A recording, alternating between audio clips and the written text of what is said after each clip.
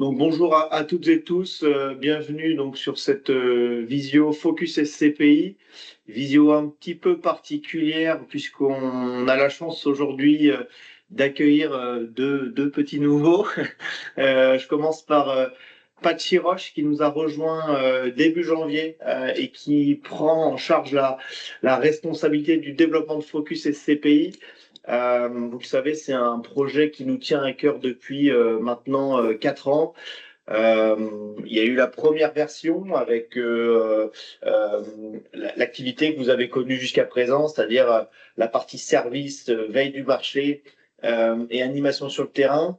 Et Patchy, dorénavant, prend le flambeau et va développer Focus avec la deuxième partie et je lui laisserai la primeur de vous annoncer un petit peu ce qu'il concocte pour cette année 2025, on va dire la version 2 de Focus.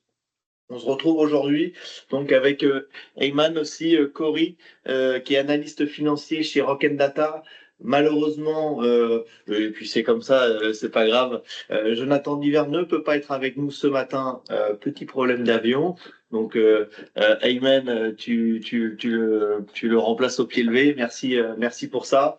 Il sera question aujourd'hui donc d'actualité sur la conjoncture immobilière sur l'année 2024. Et puis on aura la chance d'avoir un petit focus sur 3 SCPI, il me semble. Donc voilà, écoutez, moi j'en ai fini pour ma partie. Patchy, je te laisse te présenter et puis présenter un petit peu ton actualité sur Focus. Ok. Après, on aura... Merci Guillaume.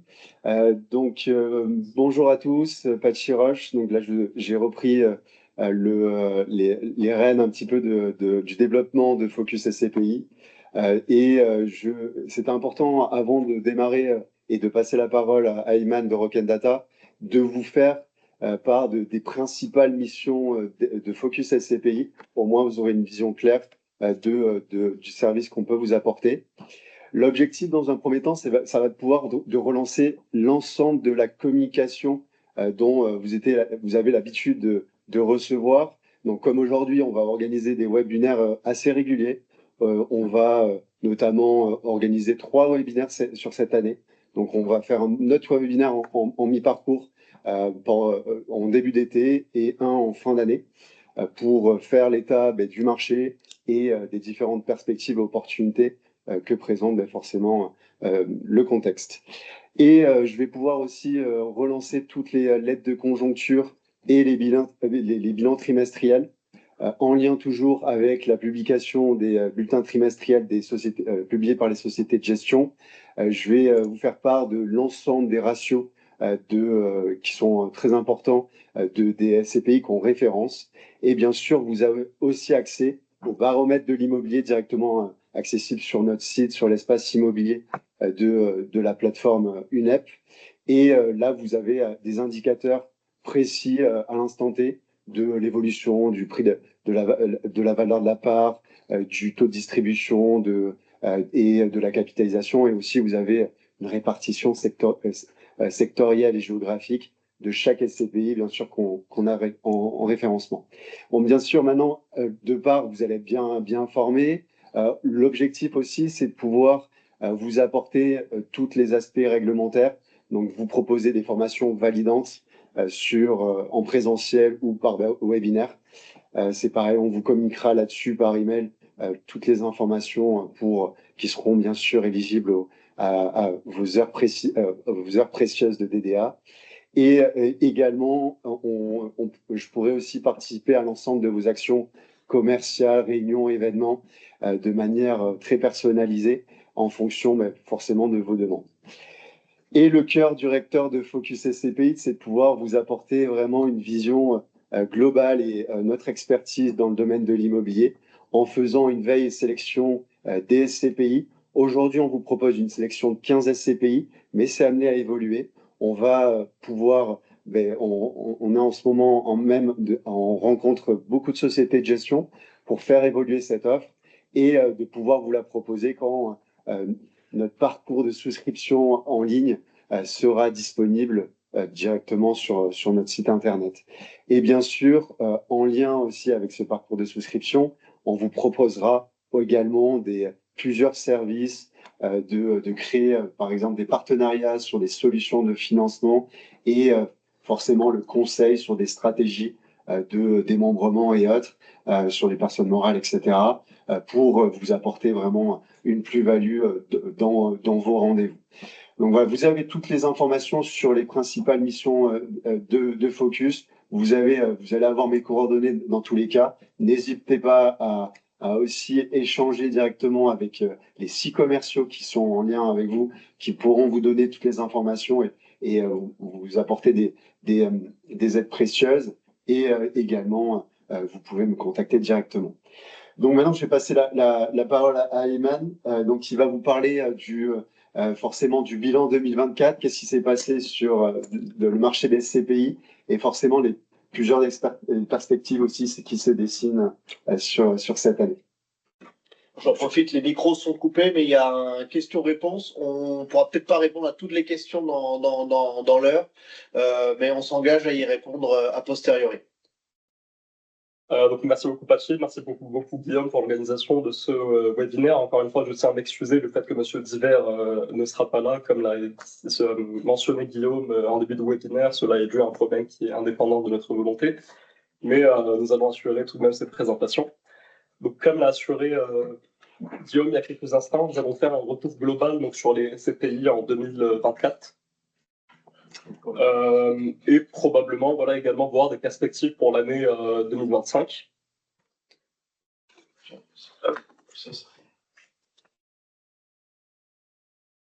Donc cette analyse sera faite en suivant un plan assez simple en réalité. Donc nous allons tout d'abord analyser les tendances clés du marché en analysant certains indicateurs, en voyant le marché en réalité dans sa globalité. Nous allons également par la suite analyser les transactions des CPI, donc les acquisitions qui ont été effectuées sur l'année, notamment analyser la répartition géographique et typologique de ces dernières. Et enfin, comme l'a mentionné Guillaume en début de webinaire, nous allons analyser 3 SCPI qui sont selon nous à suivre pour différents critères que je vais présenter dans quelques instants. Donc commençons par la partie des tendances clés et donc des différents indicateurs. Donc tout d'abord pour expliquer l'origine en réalité de tous ces chiffres.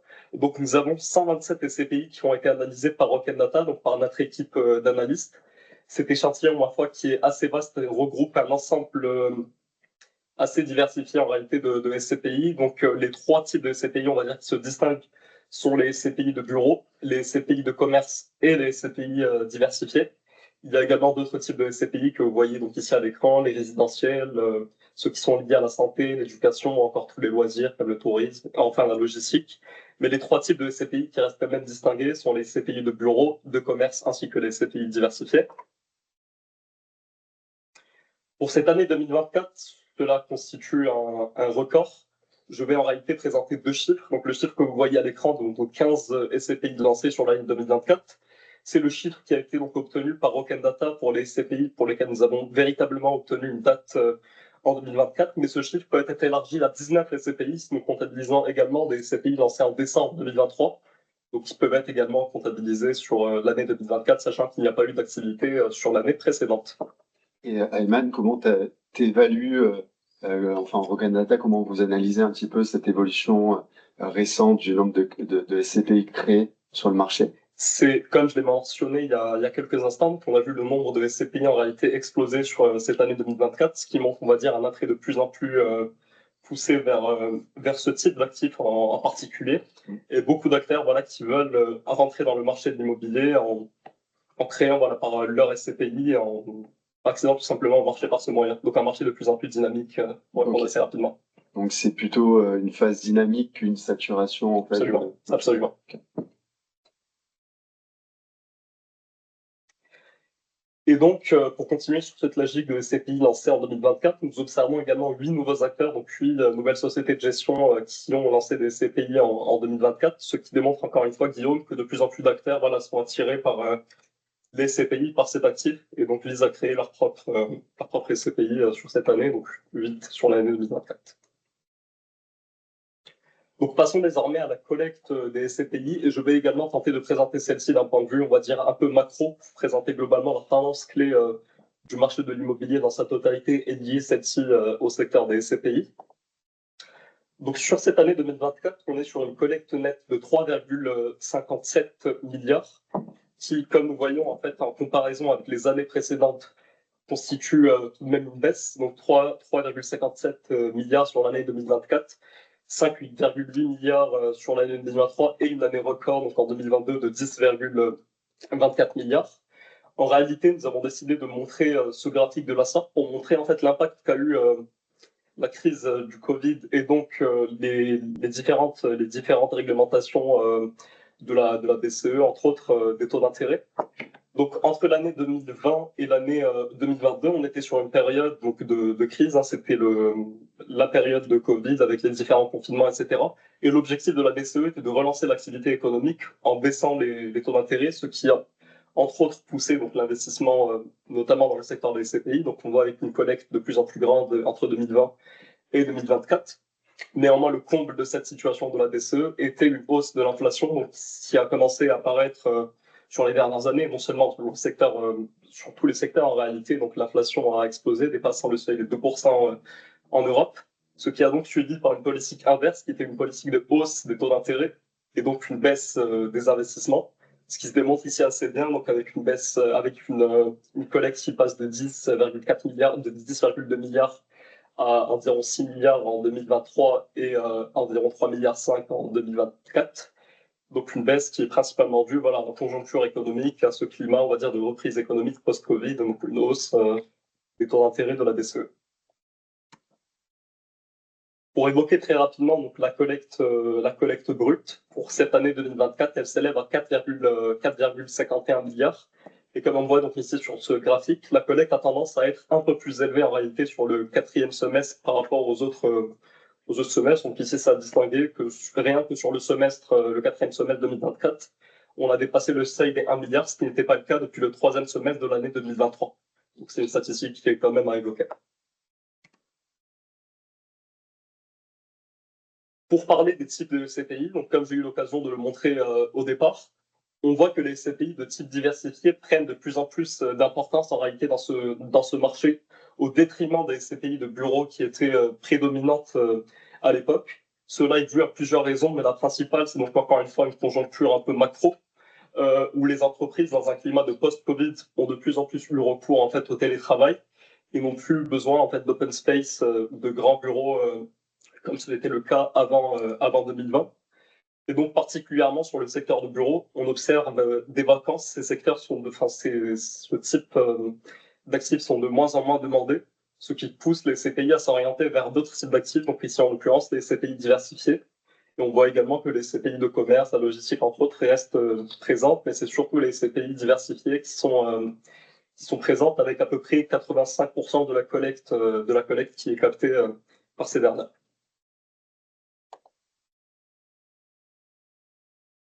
Pour évoquer donc la collecte et faire en sorte une sorte de classement de la collecte qui a été effectuée par les STPI, on voit que certains acteurs ont tendance à se distinguer avec des collectes assez grandes.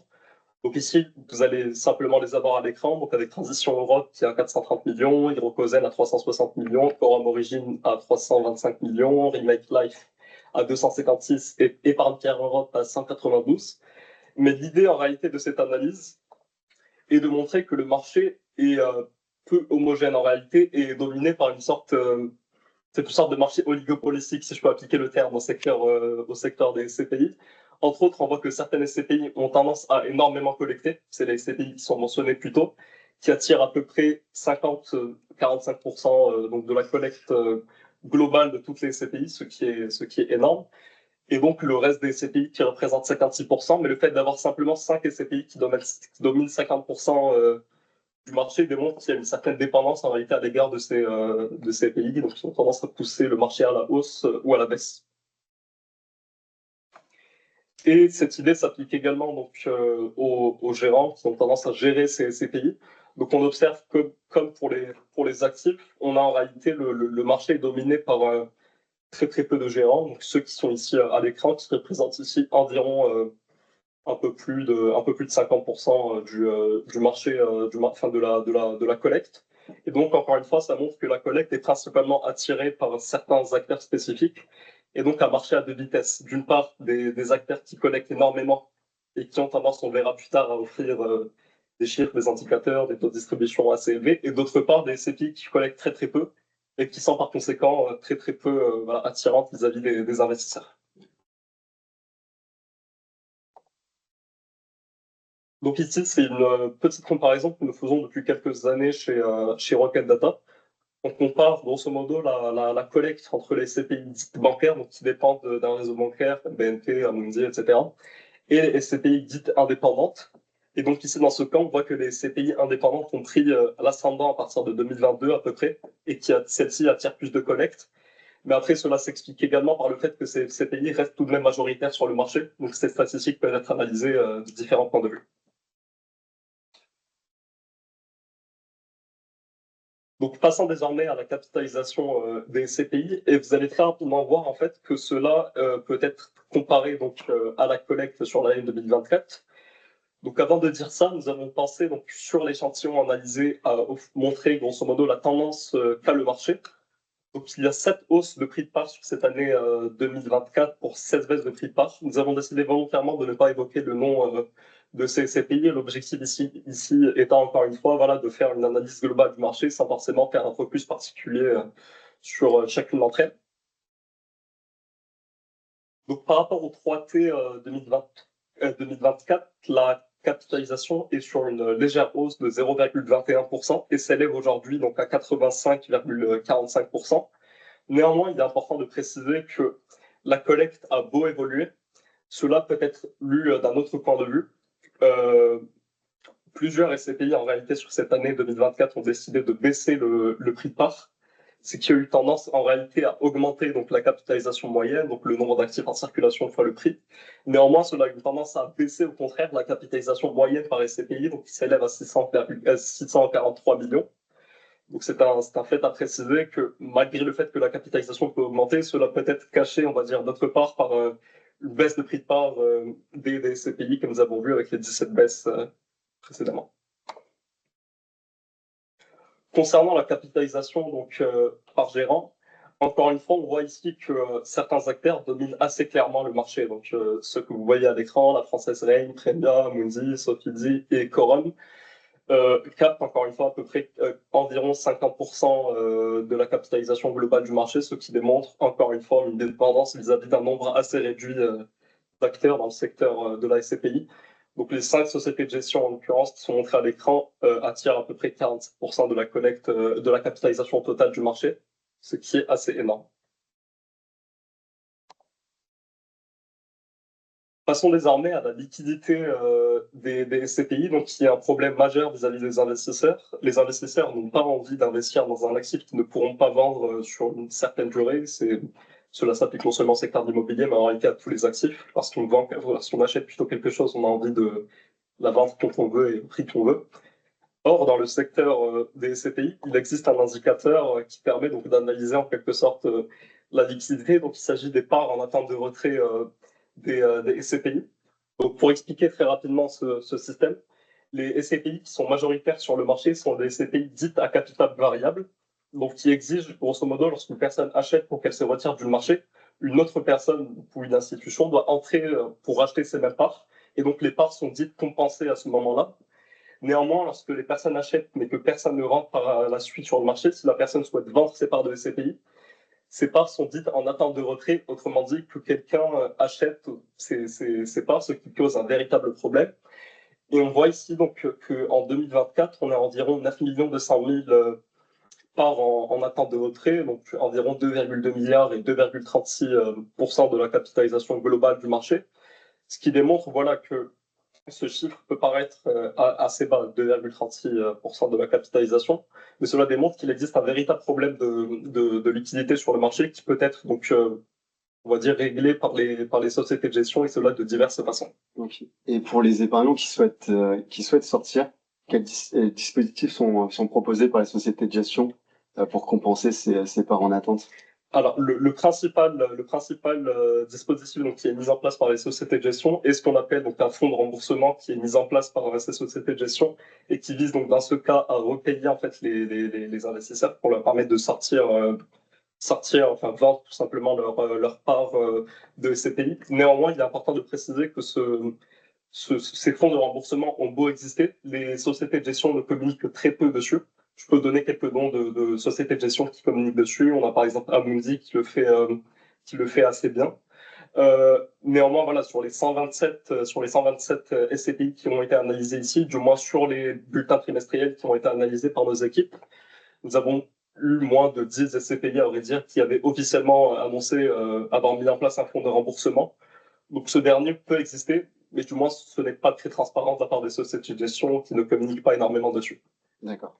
Et là, c'est vrai que ce problème de liquidité, on entend beaucoup parler aujourd'hui, mais est-ce qu'on peut suivre sur les années précédentes les différents ratios de liquidité qui sont disponibles pour chaque SCPI? À vrai dire, comme je l'ai présenté, voilà, le principal indicateur de liquidité dont nous disposons, donc c'est les parts en attente de retrait, du moins à ma connaissance. Donc cela peut être vu pour voir une tendance, on va dire, un peu à la hausse ou à la baisse de ces parts en attente de retrait et donc voir si la liquidité est de retour ou non. Mais hormis ces indicateurs, les sociétés de gestion, encore une fois, selon les analyses qui ont été faites par moi-même et par les équipes de Rocket Data, ne communiquent pas énormément sur ce problème de liquidité. Donc ça reste, on va dire, assez difficile à analyser.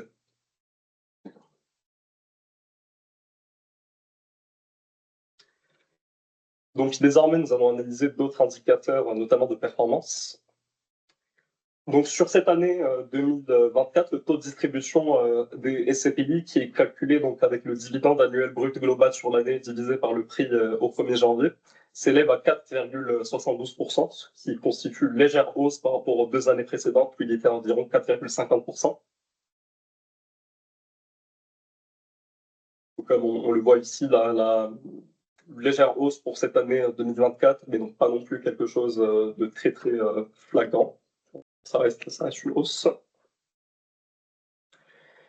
Le dividende brut annuel, quant à lui, a eu tendance à baisser encore une fois assez légèrement, donc de 0,62%. Donc ce taux de distribution peut être expliqué par ce que je t'ai expliqué tout à l'heure, Guillaume, donc une baisse de prix de part des CPI, qui va tendance donc à jouer sur le quotient qui permet de calculer le taux de distribution. Concernant le taux d'occupation financier, donc qui permet de voir le taux de vacances en réalité des actifs immobiliers. Donc ce dernier s'élève sur l'année 2024 à 92,63%. Il faut préciser que sur ces 92%, on a environ 4% qui sont des actifs qui sont loués ou occupés, mais dont les loyers ne sont pas perçus. C'est notamment le cas, par exemple, des anciens actifs détenus par des SCPI qui requièrent des travaux de rénovation, etc. Donc cela n'est pas comptabilisé directement dans le TOF global.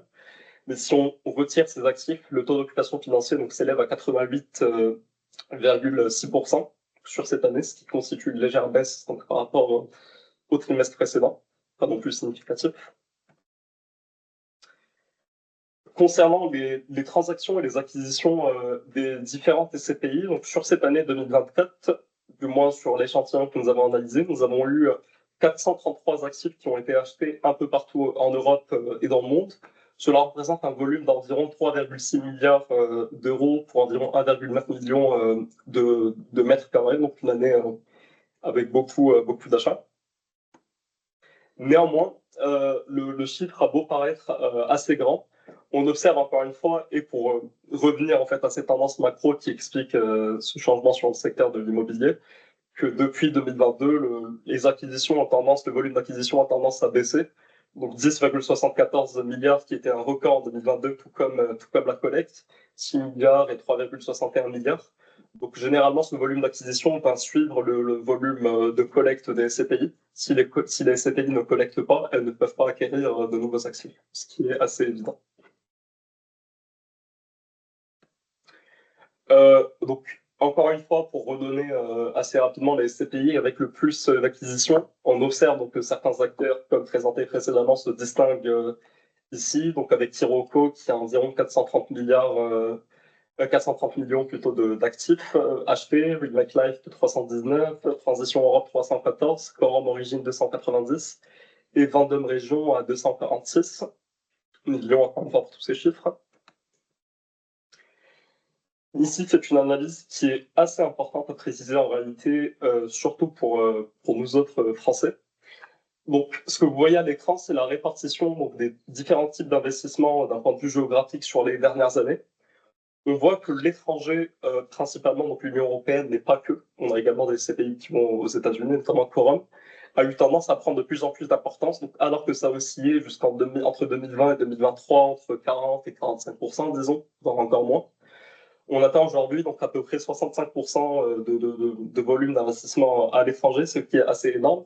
Et cela au détriment, encore une fois, de la France, donc qui représentait environ 30% des investissements, voire un peu moins entre 2020 et 2023, et qui aujourd'hui ne représente que 24%. Donc on voit que les CPI ont de plus en plus tendance à s'internationaliser et à aller chercher des actifs à l'étranger, dans certains pays spécifiques que nous allons voir par la suite. Et est-ce que vous avez analysé une tendance sur les sociétés de gestion? Pourquoi ils privilégient un investissement à l'étranger? Est-ce que c'est une demande un petit peu des épargnants ou c'est une stratégie opportuniste pour se déployer en Europe ou même aux États-Unis?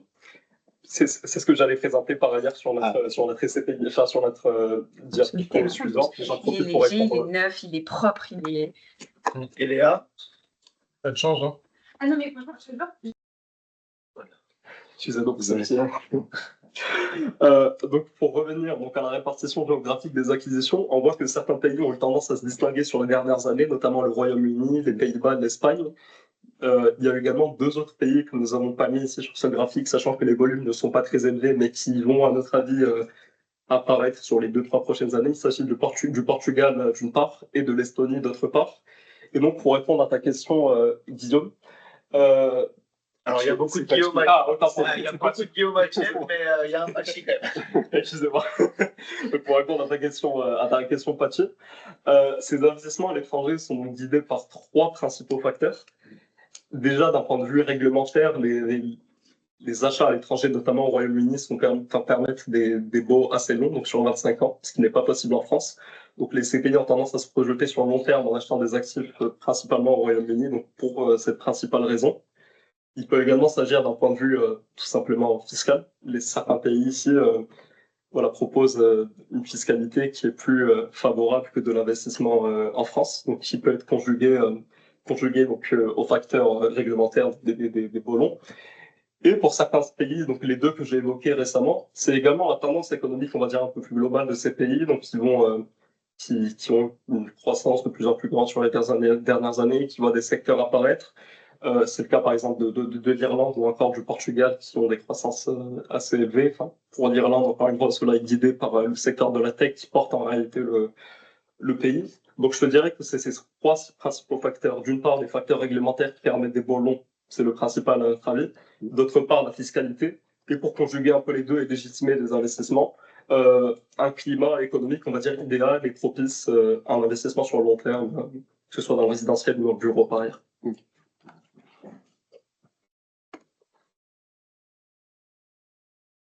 Donc ici, il s'agit donc d'une répartition typologique des investissements qui ont été effectués sur 2024. Donc, comme précisé, on voit que le secteur des bureaux est encore présent, mais ce dernier a baissé par rapport aux années précédentes. Le commerce apparaît, mais on voit en réalité que les investissements ici, et c'est ce qui a été montré auparavant dans les CPI diversifiés qui ont pris le relais. Ces investissements typologiques sont donc également diversifiés, donc touchent à plusieurs secteurs, ce qui montre une amélioration, une ouverture de plus en plus grande des CPI sur différents types, d'autres types d'actifs immobiliers, hormis le commerce et les bureaux, qui restent néanmoins prédominants.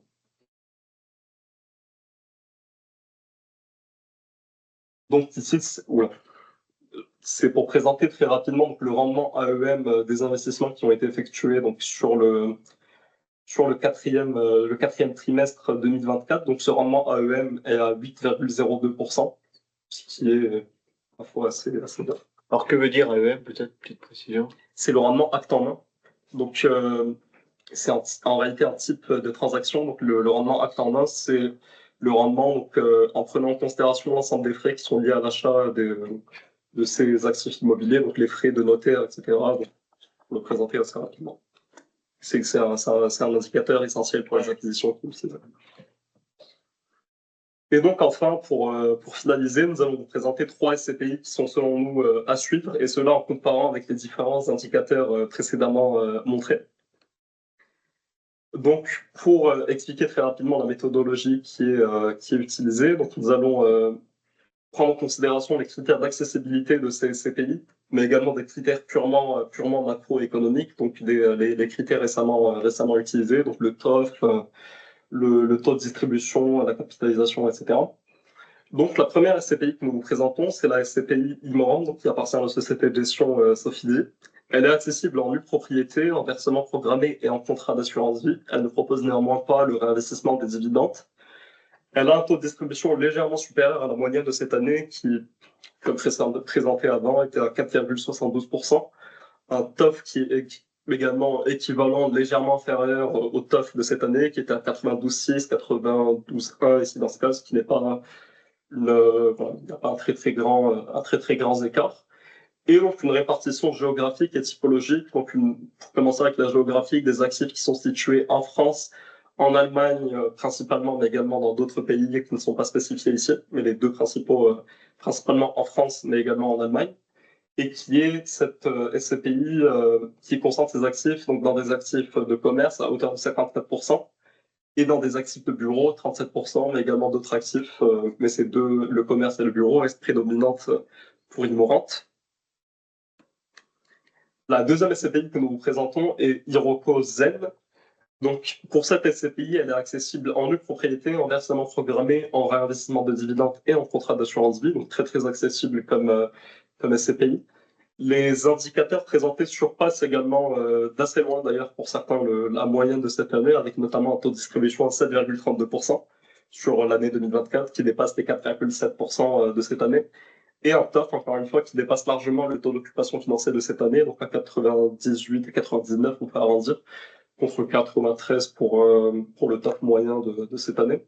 Donc une SCPI voilà, accessible qui surpasse le marché, et qui dispose, encore une fois, d'actifs très diversifiés, que ce soit d'un point de vue typologique, où cela, voilà, on voit, est réparti assez bien entre les bureaux, le commerce, les locaux d'activité, les entrepôts et les autres actifs.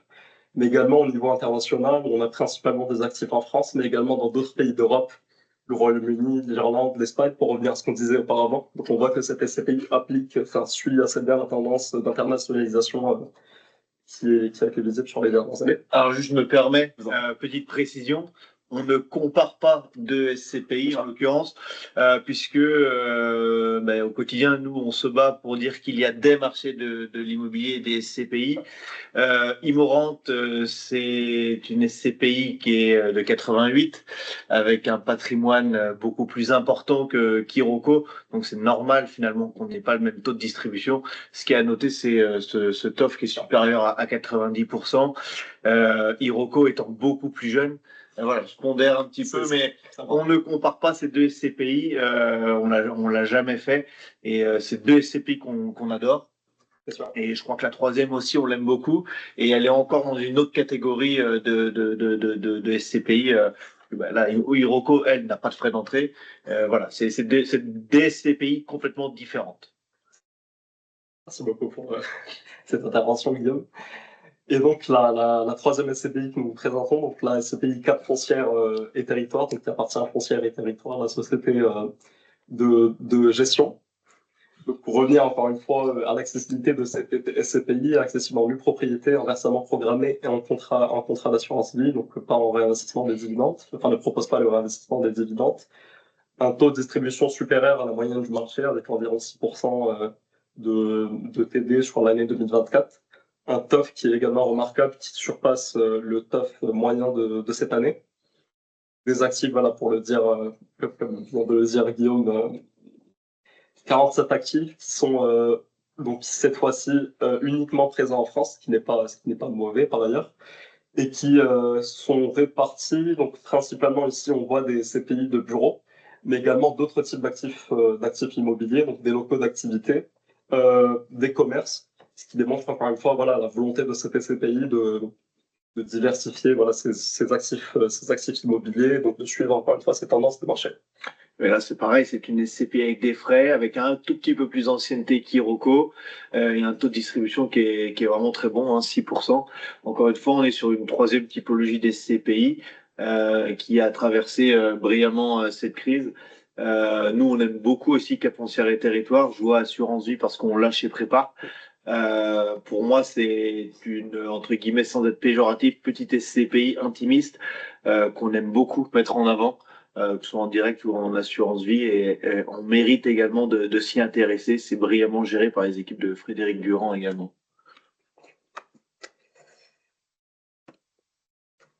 Et donc, pour faire une grande conclusion sur tout ce qui vient d'être dit, donc sur cette diapo, voilà, nous avons montré les principaux indicateurs qui ont été présentés lors de cette présentation. Donc une collecte nette sur l'année 2024 à 3,55 milliards, une capitalisation à 85 milliards, un taux d'occupation financier donc à 92,63%, et un taux de distribution sur l'année donc qui est à 4,72%. Donc globalement, les principaux indicateurs pour les CPI en 2024 en une seule image. Et je vous remercie pour votre attention. On va pouvoir passer à des questions si vous en avez.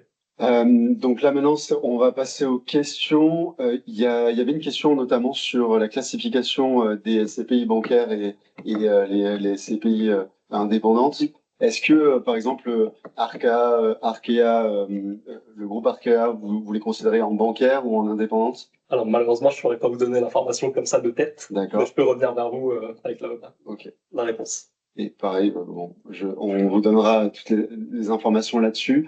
Donc n'hésitez pas si vous avez des questions. On va laisser quelques minutes pour cet échange. Donc les 3 SCPI qu'on a présentés, elles sont disponibles en direct ou par le biais de nos contrats d'assurance vie. Vous pouvez demander notamment pas mal d'informations là-dessus. Il y a toutes les communications qui sont faites sur Focus SCPI. En tout cas, bon, je vois qu'il n'y a pas de questions. On va donc s'arrêter là pour aujourd'hui. Ce que je vous propose, c'est je vais vous partager notamment les prochaines dates du prochain webinaire, pardon. Directement, ça sera début de l'été pour faire un bilan de mi-parcours sur le secteur de la SCPI. Et comme ça, on va pouvoir réorganiser ces échanges avec vous. Donc là, il y a une question qui est intervenue. Donc voilà, c'est le petit parallèle. Mais donc c'est une question qui concerne les actifs de commerce. Est-ce que ils ont encore du sens sur le long terme face à la nouvelle façon de consommer, donc l'e-commerce, la logistique qu'on peut voir, qu'on peut analyser les tendances? C'est une excellente question par ailleurs, quand j'allais le dire tout à l'heure lors de ma présentation. Effectivement, les actifs de commerce peuvent être comparés donc, aux actifs de bureau sur tout simplement sur la transformation qu'il y a eu sur les dernières années, où voilà, les gens ont de plus en plus tendance à acheter sur Internet, à ne plus passer par des boutiques, notamment de centre-ville ou les boutiques de pieds d'immeubles. Donc, on en voit beaucoup d'ailleurs sur Paris, pas loin d'ailleurs de là où on est, dans le 8e arrondissement. Donc, pas mal de boutiques de pieds d'immeubles qui ont eu tendance à fermer sur les dernières années, ce qui n'est pas très très bon pour le commerce. Néanmoins, il est important de préciser que pour les actifs de type commerce, pour les CPI et pour les actifs immobiliers, on prend également en considération tout ce qui est de l'ordre du retail park, des centres commerciaux.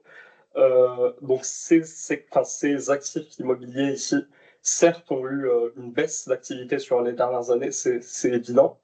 Mais il suffit de faire ce parallèle entre les petits commerces de centre-ville qui ont eu tendance à véritablement souffrir de cette crise et donc de l'apparence du e-commerce et de sites comme Amazon entre eux ou autres. Et les centres commerciaux qui, malgré une baisse de la demande, subsistent. Donc, à mon avis, les actifs de commerce ont encore du sens, du moins s'ils sont vus en gros, donc comme des centres,